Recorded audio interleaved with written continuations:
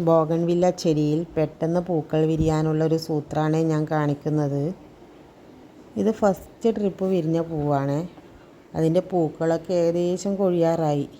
ഇപ്പോൾ ഇതിൻ്റെ പൂക്കൾക്കൊന്നും അത്ര ഭംഗിയില്ല.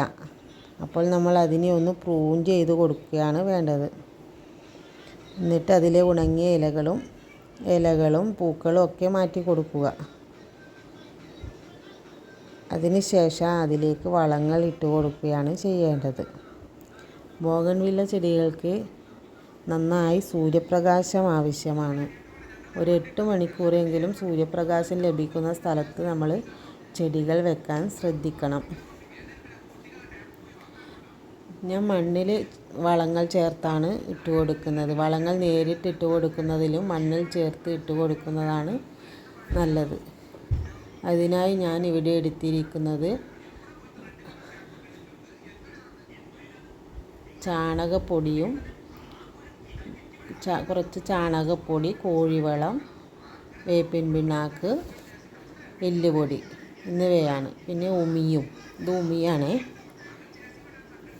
എല്ലാം കൂടെ ഈ മണ്ണിലിട്ട് മിക്സ് ചെയ്യുകയാണ് ചെയ്യേണ്ടത്. അതിനായി ഉമി ഇട്ടു, എല്ലുപൊടി ഇട്ട് കൊടുത്തു, വേപ്പിൻ പിണ്ണാക്ക്, കോഴിവളവും ചാണകപ്പൊടിയും ഇതെല്ലാം കൂടി ഇട്ട് നന്നായി മിക്സ് ചെയ്യുകയാണ് വേണ്ടത്.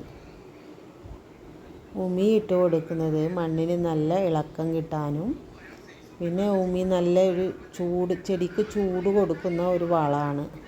ബോഗൺവില്ല ചെടി ചൂട് ഇഷ്ടപ്പെടുന്ന ഒരു ചെടിയായതുകൊണ്ട് ഉമി ഇട്ട് കൊടുക്കുന്നത് നല്ലതാണ്.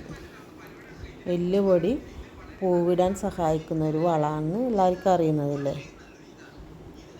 പിന്നെ കോഴിവളവും ചാണകപ്പൊടിയും നൈട്രജൻ കണ്ടൻറ്റ് കൂടുതലുള്ളതായതുകൊണ്ട് പുതിയ തളിർപ്പുകളൊക്കെ ഉണ്ടാകാൻ വേണ്ടിയിട്ട് സഹായിക്കുന്നു.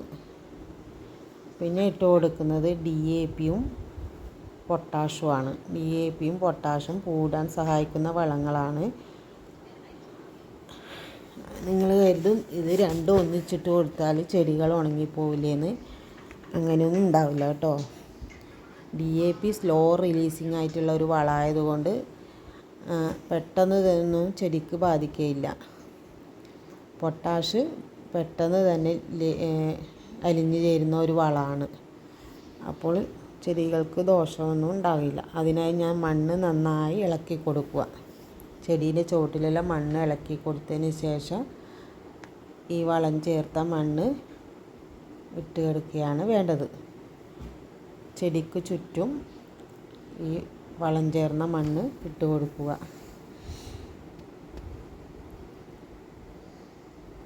അതിന് ശേഷം കുറച്ച് മണ്ണ് മാറ്റിയതിന് ശേഷം അതിലേക്ക് കുറച്ച് DAP ഇട്ട് കൊടുക്കുകയാണ്. DAP പൂടാൻ നല്ലൊരു വളമാണ്. അതേപോലെ തന്നെ കുറച്ച് മണ്ണ് നീക്കിയതിന് ശേഷം അതിലേക്ക് പൊട്ടാഷ് ഇട്ട് കൊടുക്കുകയാണ് ചെയ്യേണ്ടത്. പൊട്ടാഷ് നന്നായി പൂടാൻ സഹായിക്കുന്ന ഒരു വളമാണ്. എന്നിട്ട് നന്നായി നനച്ചു കൊടുക്കുക. നല്ലോണം വെള്ളം ഒഴിച്ച് കൊടുക്കുകയാണ് ചെയ്യേണ്ടത്. ഞാനിങ്ങനെയാണ് ചെയ്യുന്നത്. ഇത് നിങ്ങൾക്ക് ഇഷ്ടപ്പെടുകയാണെങ്കിൽ ലൈക്കും സബ്സ്ക്രൈബും ചെയ്യണേ. എൻ്റെ ബോഗൺവില്ല ചെടികൾ നിങ്ങൾക്ക് കാണിച്ചു തരട്ടെ.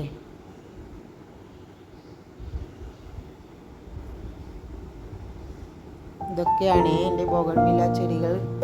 നിങ്ങൾക്ക് ഇഷ്ടപ്പെടുകയാണെങ്കിൽ ലൈക്ക് ചെയ്യണേ. ഇഷ്ടപ്പെടുകയാണെങ്കിൽ കമൻറ്റും ചെയ്യണേ. നിങ്ങളുടെ അഭിപ്രായങ്ങൾ എനിക്ക് അറിയാമല്ലോ, ഇഷ്ടപ്പെട്ടോ ഇല്ലയോ എന്നുള്ളത് കമൻറ്റ് ചെയ്യണേ.